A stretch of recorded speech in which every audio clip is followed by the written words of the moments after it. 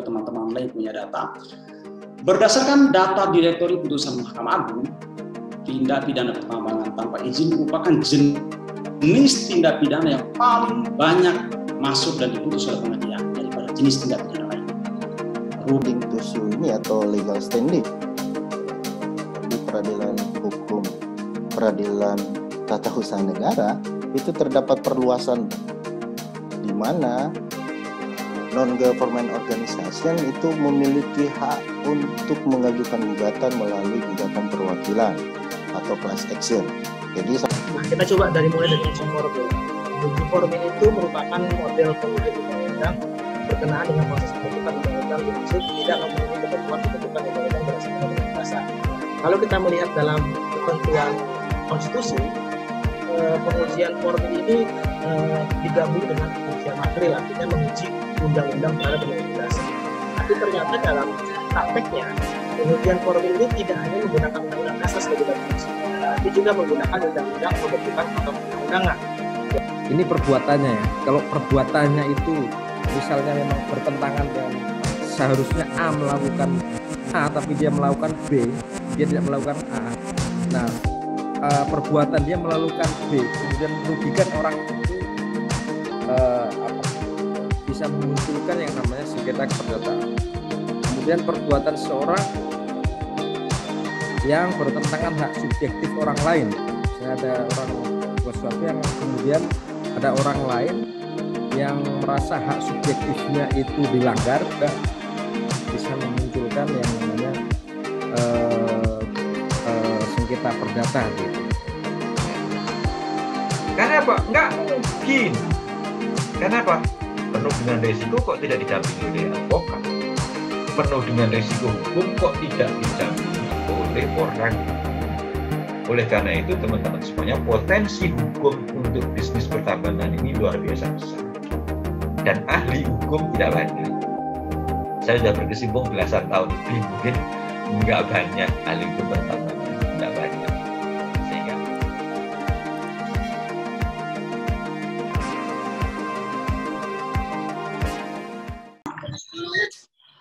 Alhamdulillah pagi ini kita bisa berjumpa melalui teknologi Zoom meeting dalam suatu acara sebagaimana yang sudah disampaikan oleh pembawa acara dan juga moderator tadi.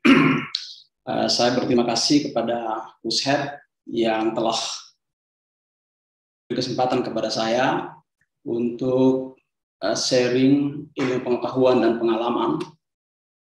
Kenapa saya menyebutnya sharing ilmu pengetahuan dan pengalaman? Karena saya yakin sekali dari informasi yang disampaikan oleh panitia tadi bahwa yang hadir atau mengikuti pelatihan ini adalah para lawyers, para mahasiswa semester akhir yang tentu saja mungkin telah melakukan magang. Singkatnya bukan orang-orang yang baru, tapi orang yang sudah punya pengetahuan maupun pengalaman di bidang penanganan kasus hukum, termasuk juga di dalamnya adalah kasus di bidang pertambangan. Karena itu nanti saya akan memanfaatkan waktu kurang lebih sekitar 30 menit. Nanti kemudian kita akan lanjutkan dengan dialog, kita akan berdiskusi, mudah-mudahan dengan forum ini bisa lebih hidup dan kita bisa saling sharing pengalaman. Saya mendapat mandat dari teman-teman Pushead untuk tentang strategi penanganan perkara pidana dalam kasus pertambangan. Sebenarnya kalau sekarang ini salah satu isu yang paling menarik adalah berkaitan dengan soal pencabutan IUP. Jadi kalau diskusi dengan teman-teman lawyers, dengan praktisi tambang, pasti berdiskusi tentang IUP yang telah dicabut yang jumlahnya lebih dari 2.000, yang saat ini masih dalam proses, ada yang mengajukan keberatan, kemudian verifikasi, dan juga ada yang siap-siap untuk mengajukan ke pengadilan tata usaha negara. Tapi saya kira itu adalah bagian tersendiri yang akan disampaikan oleh teman-teman lain yang akan menyampaikan materi tentang strategi dalam bidang perdata, kemudian tata usaha negara dan juga non-litigasi.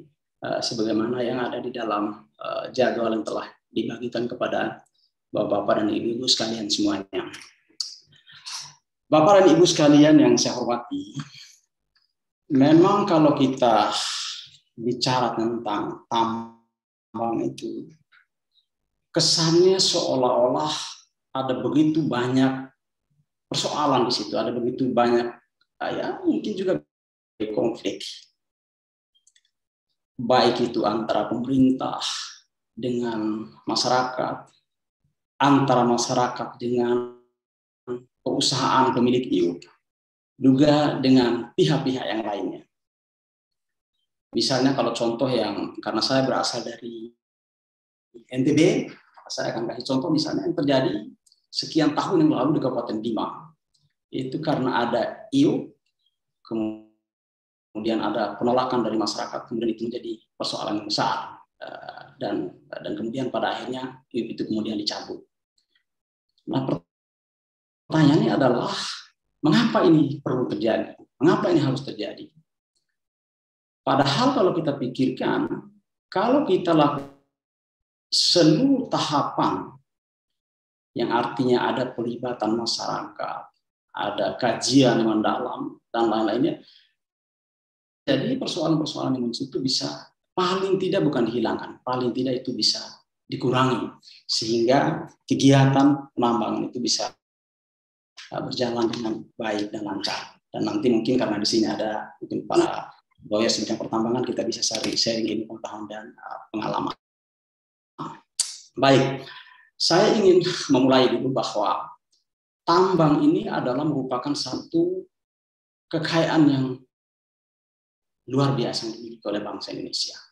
Ada batu bara, ada nikel, ada dan lain-lain sebagainya.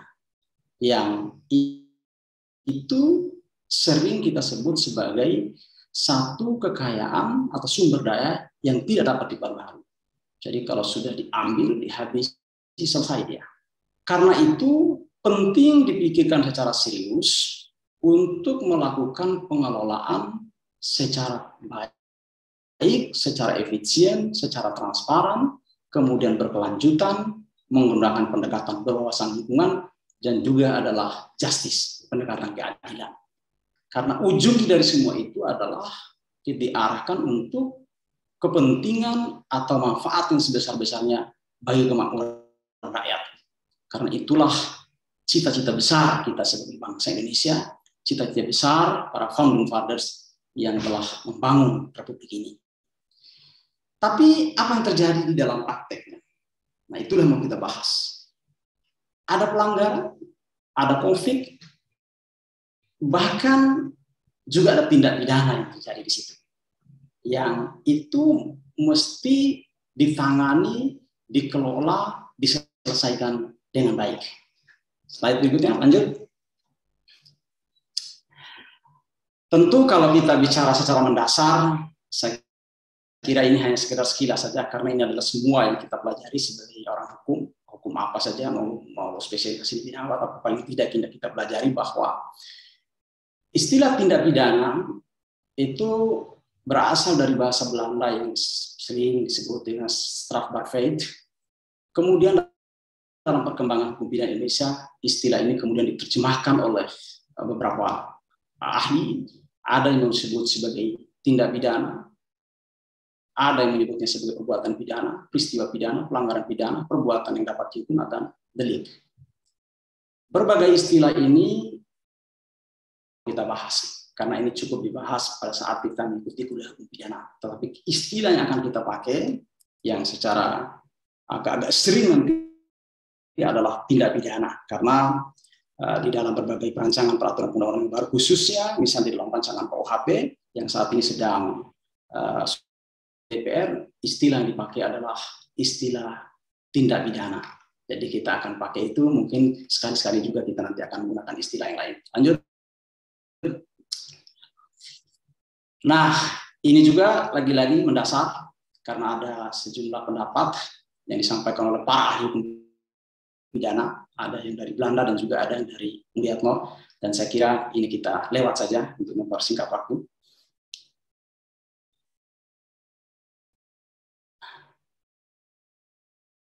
Ya, jadi paling tidak dari sekian definisi yang disampaikan tadi atau unsur-unsur disampaikan tadi, paling tidak ada 4 ini yang memang perlu kita pahami secara baik.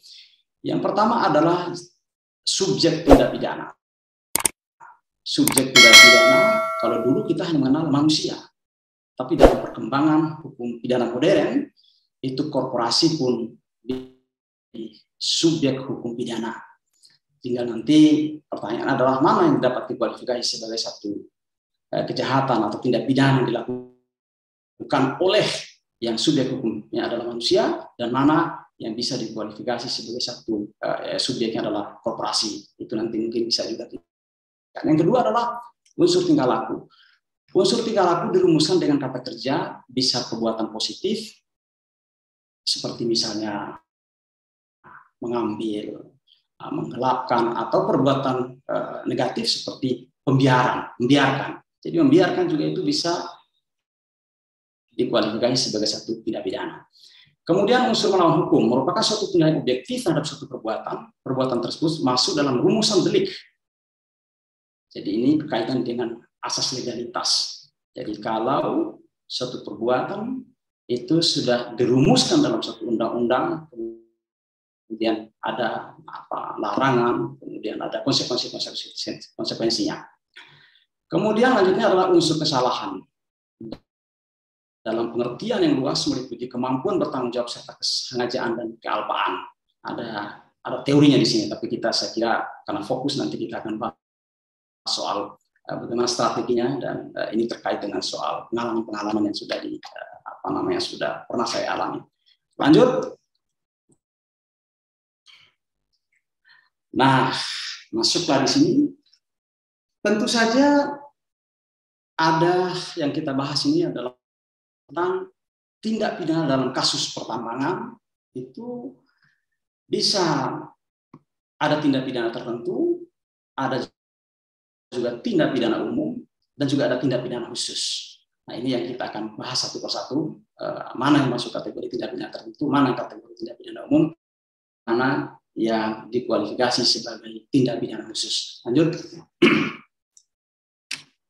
Berdasarkan Undang-Undang Nomor 49, sebagaimana yang telah diubah dengan Undang-Undang Nomor 3 tahun 2020, Undang-Undang yang biasa kita sebut sebagai Undang-Undang Minerba, ada sejumlah pasal yang telah mengatur tentang mana yang dapat disebut sebagai satu perbuatan pidana atau tindak pidana. Yang pertama adalah pertambangan tanpa izin. Diatur di dalam pasal 158, bentuk pidananya adalah melakukan penambangan tanpa izin. Ada atau tidak itu yang dilakukan? Ada. Jumlahnya tentu saya tidak punya data yang valid, tetapi ini termasuk dalam kategori yang besar. Jadi melakukan penambangan tanpa mendapatkan izin. Padahal izin itu adalah syarat mutlak untuk bisa dilakukan aktivitas penambangan. Ancaman pidana terhadap melakukan penambangan tanpa izin ini, pidana penjara paling lama 5 tahun dan paling banyak 100 miliar. Ya, 100 miliar untuk urusan tambang, ya mungkin bisa disebut juga apakah besar atau kecil, tapi kalau dunia tambang angka-angka itu angka-angka yang biasa-biasa saja. Kemudian menyampaikan data laporan keterangan palsu, diatur dalam pasal 159 Undang-Undang Minerba.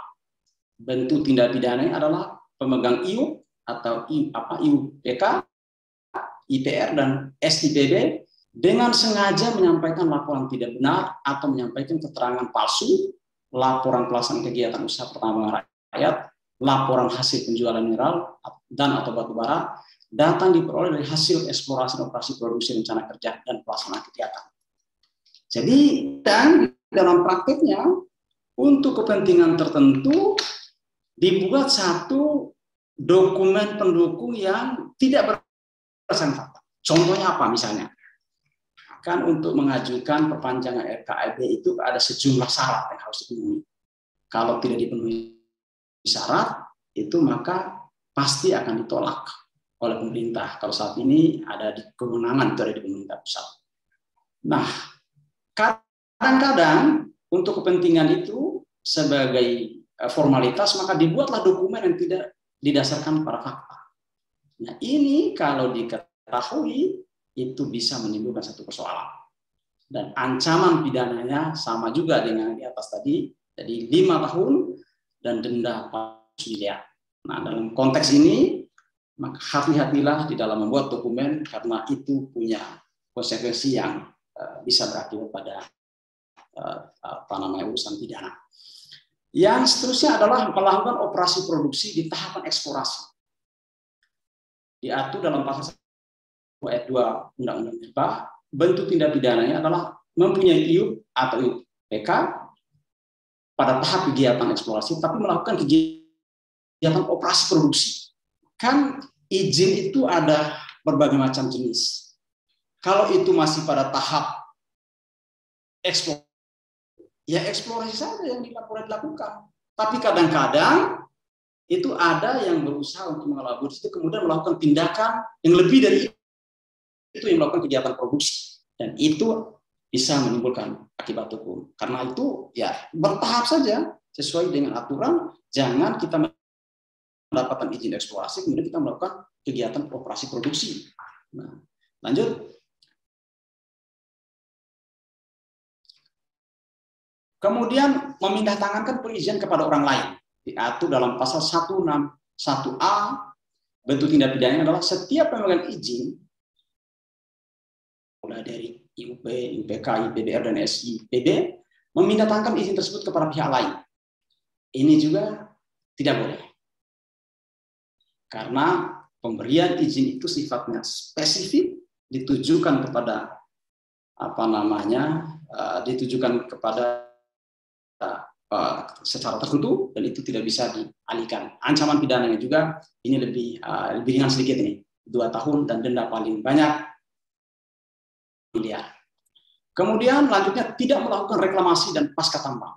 Pasal 161B Undang-Undang Minerba, bentuk tindak pidananya adalah pemegang IUP atau IUPK yang dicabut atau berakhir dan tidak melaksanakan reklamasi dan atau pasca tambang. Penempatan dana jaminan reklamasi dan atau dana jaminan pasca tambang. Karena gini, jadi kalau mau nambang itu sebelum dilakukan penambangan maka ada kewajiban bagi pemilik IUP, apakah sumber yang nanti berasal dari dari kontraktor, itu wajib menyetorkan dana jaminan reklamasi. Bermacam-macam itu angkanya. Ada yang memang besar, misalnya 1 hektar itu ada yang paling dikit atau kurang lebih sekitar 250 juta. Jadi harus disetorkan. Nanti uang itu kalau seandainya pemegang IUP itu melakukan reklamasi, ya maka uang itu bisa ditarik. Tetapi kalau tidak, maka pemerintah dengan uang ada itu bisa menggunakannya untuk melakukan reklamasi. Nah, ini juga persoalan. Karena kalau kita lihat coba di lapangan, itu kadang-kadang gunung itu sudah seperti apa, itu sudah seperti kelihatan danau. Berarti itu kan tidak dilakukan dengan baik. Nah, maka muncul persoalan di situ. Nah, di sini juga ada ancaman pidananya. Ancaman pidananya adalah 5 tahun dan denda paling banyak itu 100 miliar. Rata-rata 5 tahun 100 miliar. Kemudian seterusnya menghalangi aktivitas penambangan yang legal. Nah, ini penting. Sangat penting karena ini berkaitan dengan masyarakat. Kita tahu bahwa di beberapa tempat dan bahkan mungkin di banyak tempat, salah satu kesulitan dari perusahaan tambang dalam melakukan aktivitasnya adalah dengan masyarakat. Ada protes dari masyarakat.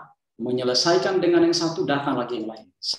Selesai dengan yang datang lagi yang lain. Ada berbagai macam, mereka mempersoalkan tentang soal belum dibayarkannya ganti rugi, belum mendapatkan soal CSR, belum mendapatkan kebagian berapa yang mereka dapatkan, dan seterusnya, dan seterusnya. Itu menjadi sering kali terjadi. Nah, kalau kita misalnya sudah punya semua kelengkapan dokumen, jadi kalau ditanya ini belum mendapatkan persetujuan masyarakat, siapa yang memiliki tanah ini? Siapa yang ini? Kita tinggal tunjukkan perjanjiannya. Nah, jadi bagi bagian legal atau bagi lawyer tambang ini sangat penting karena pasti Anda semua akan menghadapi persoalan ini karena akan begitu banyak masyarakat yang akan bertanya, kemudian akan mungkin itu mengutuk jalan dan sebagainya. Kalau kita sudah punya, maka bisa kita tahapan-tahapannya bahkan bisa pada tindakan yang tegas sehingga tidak menghalangi klien, tidak menghalangi perusahaan tambang untuk melaksanakan kegiatan. Lanjut. Nah, ada juga di dalam Undang-Undang Minerba ini ada pidana tambahan pasal 164, yaitu pelaku tindak pidana dapat dipidana tambahan, misalnya melakukan perampasan barang yang digunakan dalam melakukan tindak pidana. Ini kadang-kadang kita itu di lapangan hilang itu eskavator. Kemudian perampasan keuntungan yang diperoleh dari tindak pidana dan atau kewajiban membayar biaya yang timbul akibat tindak pidana. Nah, oke, lanjut. Cepat juga ya. Siap, cepat sedikit ya. Selain dari tindak pidana tertentu tadi itu juga mungkin muncul tindak pidana lain.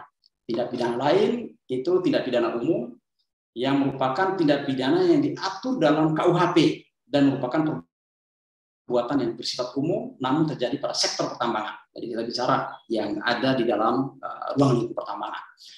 Misalnya ini penipuan. Mengaku sebagai pemilik IUP banyak sekali. Jadi kalau yang mengaku sebagai pemilik IUP ini banyak sekali berseliweran yang namanya tanda tangan palsu direktur utama atau direksi yang lainnya di dalam urusan tambang ini. Dia misalnya apa yang akan terjadi itu? Menyampaikan informasi bahwa ini mau dijual atau menyampaikan informasi ini kita mau kerjasama, mau membuka kerjasama, kemudian menyampaikan data bahwa potensi di dalam lokasi ini akan sangat bagus sehingga itu bisa menarik pihak luar untuk ikut bekerja sama di situ. Ujung-ujungnya adalah kan ada kewajiban di situ. Karena ini urusan tambang, maka pasti bicara sebelum masuk itu ada sejumlah syarat yang salah satu syaratnya adalah berkaitan dengan soal deposit fund. Nah, mereka kadang-kadang tidak begitu dapat deposit fund, kemudian hilang begitu saja. Ini cukup sering terjadi di pertambangan. Kemudian penggelapan, bagian perusahaan tambang mengambil dana penjualan hasil tambang. Nah, ini sebenarnya kalau ini dilakukan secara ketat, ada kontrol, ada pengelolaan manajemen yang bagus, saya kira itu bisa dihindari. Tapi ini meskipun tidak baik, ini juga ada kejadian seperti ini. Lanjut. Kemudian tindak pidana khusus. Nah, kalau ini ngeri-ngeri sedap juga ini kan. Jadi ada korupsi di sektor pertambangan, dan saya kira kalau kita ikuti di media, paling tidak yang sedang mulai ramai ini ada di beberapa di media yang terjadi di Kalimantan. Nah, sedang diusut dugaan korupsi yang dilakukan di sektor pertambangan. Kemudian yang kedua adalah pencucian uang hasil kegiatan usaha pertambangan. Jadi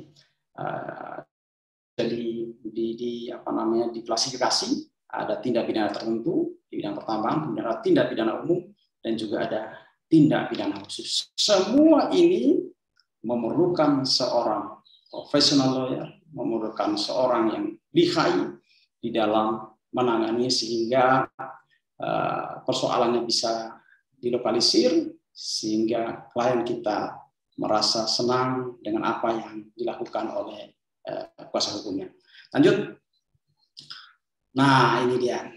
Tren tindak pidana pertambangan berdasarkan putusan pengadilan. Jadi kita ambil data yang saja, mungkin juga teman-teman lain punya data. Berdasarkan data Direktori Putusan Mahkamah Agung, tindak pidana pertambangan tanpa izin merupakan jenis tindak pidana yang paling banyak masuk dan diputus oleh pengadilan daripada jenis tindak pidana lainnya. Rupa-rupanya banyak sekali data ini dari putusan ini tindak pidana pertambangan tanpa izin menempati posisi tertinggi di dalam jenis tindak pidana yang telah saya uraikan tadi. Karakteristik tindak pidana pertambangan tanpa izin ini dilakukan oleh orang atau sekelompok orang. Jadi masyarakat di sini, bukan korporasi. Karena korporasi kalau di bidang ini kemungkinannya kecil.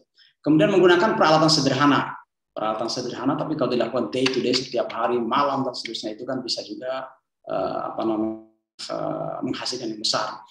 Kemudian tidak berwawasan lingkungan, karena tidak ada kajian AMDAL di sana, tidak ada visibility studies-nya, langsung aja di mana potensi mereka lakukan, itu mereka kerjakan. Dan itu kita sebut sebagai tidak berwawasan lingkungan dan tidak aspek keselamatan kerja. Risikonya tinggi sebetulnya, tapi karena di situ ada sumber daya, ada uang yang mau dicapai, yang mau didapatkan, maka risiko keselamatan pun itu kurang diperhatikan. Pada umumnya terdakwa dituntut dengan tuntutan yang ringan. Jadi dibandingkan dengan ancaman pidananya lebih paling itu rata-rata dituntut hanya di bawah 1 tahun. Ya ringan lah itu ya. Lanjut. Nah ini yang khas terjadi di pertambangan ini, yang paling tidak itu menjadi pengalaman saya. Kita tidak perlu kaget akan begitu banyak laporan yang masuk, atau laporan dari masyarakat yang mengatakan bahwa tanahnya itu belum dibayar. Ada juga laporan dari perusahaan yang lain bahwa kawasan mereka itu tumpang tindih dengan kawasan klien kita, atau juga mereka dituduh melakukan penambangan di tempat IUP yang lain, macam-macam di situ. Jadi dalam konteks itu laporan itu atau penanganan terhadap laporan menjadi sesuatu yang sangat biasa ketika kita konsultan hukum atau menjadi corporate lawyer-nya di perusahaan pertambangan.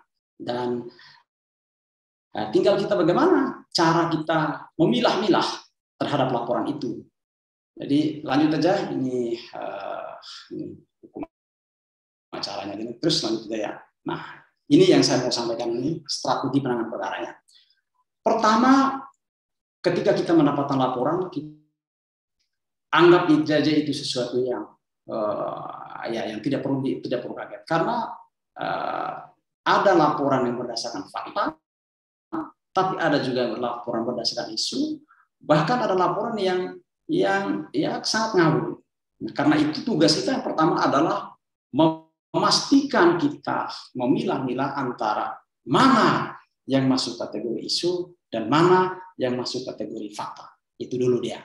Kalau itu cukup kita biarkan, tapi kalau itu ada fakta hukumnya, mari kita atur bagaimana supaya ini tidak meluas, tidak meluas, dan itu bisa dilokasi dan bisa kita selesaikan dengan tuntas.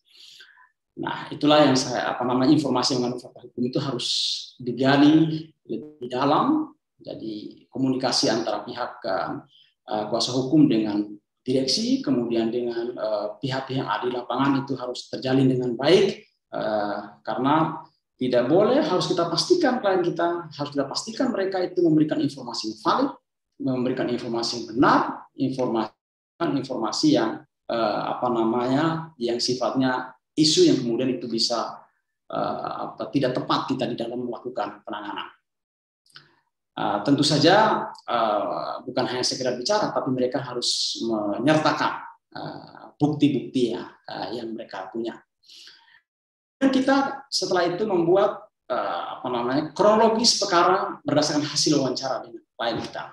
Jadi kita kumpulkan informasi tadi itu di orang-orang mungkin yang ada di kantor, tapi kemudian juga orang-orang yang di lapangan, kalau itu kaitan dengan yang ada di lapangan, sehingga kita bisa mendapatkan satu informasi yang utuh. Karena saya kadang-kadang ini yang saya alami nih, saya sudah membuat analisis, tiba-tiba di kemudian hari ada informasi yang tidak diberikan kepada saya. Jadi satu persatu kadang-kadang kita dapatkan informasi dari pihak lain. Nah, ini yang kadang-kadang menyulitkan ini. Kan mau tidak mau nanti kita akan berhadapan juga dengan penegak hukum, akan berhadapan dengan pihak lain, tapi kalau seandainya informasi yang kita dapatkan itu tidak lengkap, maka produk dari riset hukum yang kita buat pun pasti tidak akan tepat. Karena bisa jadi bahkan dokumen yang sangat penting yang kita butuhkan itu justru itu akan sangat dominan mempengaruhi dalam pendapat hukum yang kita buat. Nah, produk dari yang kita lakukan tadi, memilah kemudian sampai dengan analisis, maka akan melahirkan legal opinion. Jadi ada apa namanya, ada pendapat hukum juga. Nah, dari situlah kemudian kita akan menyampaikan rekomendasi dan juga legal action. Kira-kira berdasarkan legal opinion dibuat itu, setelah kita memetakan, kemudian kita malah perlu melakukan tindakan untuk memastikan bahwa tindakan kita tepat untuk memenuhi hak-hak dari klien kita. Pastikan semua dokumen terkait dengan perkara tertata dengan baik dan rapi. Nah, jangan sampai ini karena ada begitu banyak dokumen yang akan kita pelajari ketika kita akan dianalisis. Dalam hal tertentu perlu dibuat rilis khusus untuk media. Ini soal pengalaman saja, karena kadang-kadang dalam hal tertentu untuk kepentingan kita ke publik, kita perlu juga memberikan klarifikasi bukan hanya kepada para pihak, tapi juga kepada masyarakat. Misalnya tadi contoh saja, misalnya masyarakat mengatakan bahwa di daerah ini tambang ini masuk secara ilegal, tidak memenuhi hak-hak masyarakat dan sebagainya. Nah, itu penting kita jelaskan. Bukan hanya kepada pihak yang hadir di tempat mungkin suatu acara, tapi juga kita perlu sampaikan kepada masyarakat secara luas agar mereka paham tahapan-tahapan dan izin-izin juga yang dimiliki oleh perusahaan tersebut. Kemudian kalau kita sidang tentu saja ada laporan dan seterusnya sebagaimana lazimnya dalam dunia peradilan atau advokat. Lanjut, Bapak Ibu sekalian yang saya hormati, saya kira sudah cukup banyak waktu yang saya pakai untuk menyampaikan sedikit pengetahuan dan juga pengalaman. Kini tiba, saya kira kita perlu sharing untuk menambah wawasan dan pengetahuan kita, sehingga nanti ketika kita menghadapi kasus yang real, kita sudah punya, paling tidak punya pengetahuan, punya pengalaman dari hasil sharing dari teman-teman semuanya. Itulah sedikit yang bisa saya sampaikan dan sedikit pengalaman dan pengetahuan yang saya miliki. Sebagai gambaran, saya memang memegang di perusahaan tambang ini sudah kurang lebih sekitar 3 tahunan. Kadang juga pernah mewakili atau menerima masyarakat ketika mengadukan persoalan-persoalan. Jadi pengetahuan kita dalam dari sudut pandang masyarakat itu kita bisa dapatkan ketika kita berdialog dengan mereka, sementara dari sudut tambang ini kita bisa dapatkan dalam konteks kerjaan kita sehari-hari. Demikian Bapak dan Ibu sekalian yang saya hormati, terima kasih. Saya lihat angka partisipan terus naik. Ini luar biasa acara ini. Terima kasih kepada Pusat, terima kasih kepada Bapak dan Ibu sekalian yang telah sudi mengikuti presentasi dan yang saya sampaikan tadi. Sekian, saya kembalikan kepada Bapak.